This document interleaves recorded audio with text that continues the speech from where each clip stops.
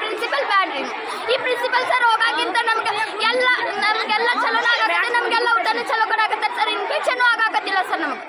ಈ ಎಲ್ಲ ಅವ್ರು ಇದ್ದಾಗ್ರಿ ಒಂದು ದಿವಸಕ್ಕೆ ಆಗ್ತಿಲ್ಲ ಸರ್.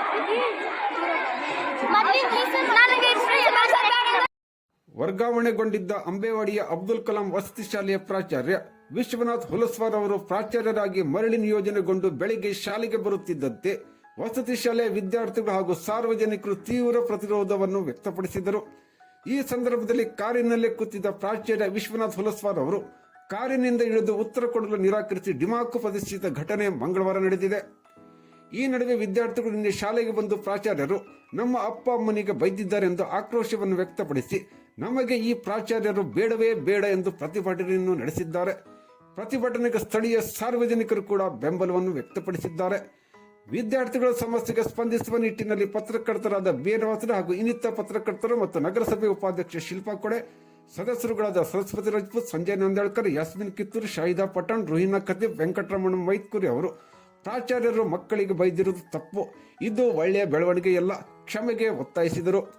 ಸ್ಥಳಕ್ಕೆ ಆಗಮಿಸಿದ ಸಿಪಿಐ ಭೀಮಣ್ಣ ಎಂ ಸೂರಿ ಅವರು ಏರು ಧ್ವನಿಯಲ್ಲಿ ಮಾತನಾಡಿದ್ದಾರೆ. ಆಗ CPI Bheemanna M Suri, B N Vasare ಮತ್ತು ಸಂಜಯ್ ನಂದಾಳ್ಕರ್ ಅವರ ನಡುವೆ ಮಾತಿನ ಚಕಮಕಿ ನಡೆಯಿತು.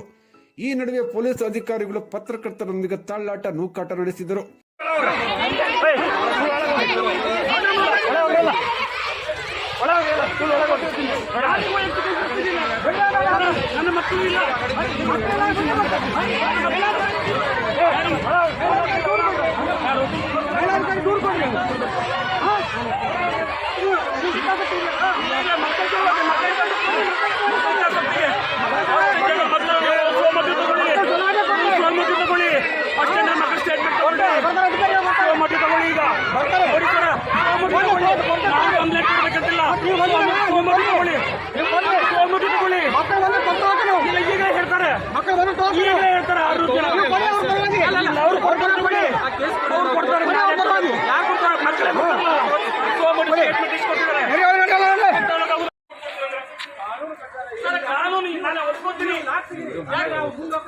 ಪ್ರಿನ್ಸಿಪಾಲ್ ಔಷಧಿ ಎಂಬರಿ ಹೋಗಿ ರಜೆ ಹಾಕಿಲ್ಲ ಅವರು. ಇವತ್ತು ಪ್ರಿನ್ಸಿಪಾಲ್ ಔಷಧಿ ಎಂಬರಿ ಹೋಗಿ ರಜೆ ಹಾಕಿಲ್ಲ ಅವರು. ಇಷ್ಟು ಹೇಳ್ತಾ ಇದ್ದೀವಿ. ಮಕ್ಕಳಿಗೆ ಅವ್ನ ಅಪ್ಪ ಅಮ್ಮ ಬೈದಿಗೆ ಯಾವ ರೀತಿ ಮಾಡ್ಕೊಂಡಿದ್ದಾರೆ? ಮಕ್ಕಳು ಅಪ್ಪ ಅಮ್ಮ ಬೈದಿದ್ದಾರೆ, ಏನಾದ್ರು ಸುಸೈಡ್ ಮಾಡ್ಕೊಂಡು ಅಕ್ಕಿ ಮಾಡ್ಕೊಂಡು ಅವ್ರು ಬಂದು ಅಲ್ಲಿ ಹೇಳ್ತಾನೆ ಅವ್ರಿಗೆ ಕನ್ವಿನ್ಸ್ ಮಾಡ್ಕೊಳ್ಳಿ. ಅವ್ರಿಗೆ ಯಾಕೆ ಹೇಳುದಿಲ್ಲ? ಬಂದು ಒಂದ್ಸಲ ಹೇಳ್ರಪ್ಪ ಅಂತ ಯಾಕೆ ಹೇಳುದಿಲ್ಲ? ಇಲ್ಲಿ 600 ಜನ ಮಕ್ಕಳು ಸ್ಟ್ರೈಕ್ ಮಾಡುವಾಗ ಒಬ್ಬ ವ್ಯಕ್ತಿ ಕೂತ್ಕೊಂಡಿದ್ದಾರೆ, ಹೌದಪ್ಪ ಬಂದು ಸಾರಿ ಕೇಳಿದ್ರು, ಅವ್ರಿಗೆ ಯಾಕೆ ಹೇಳುದಿಲ್ಲ? ನನಗೆ ಗೊತ್ತು.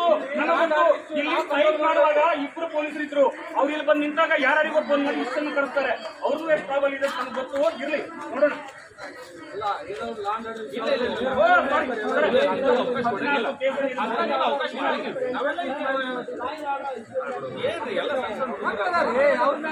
ಮಾಡಿದ್ದು ತಪ್ಪು ಎಂದು ಸಿಪಿಐ ಭೀಮಣ್ಣ ಎಂ ಸೂರಿ ಅವರಿಗೆ ಹೇಳಿದರು.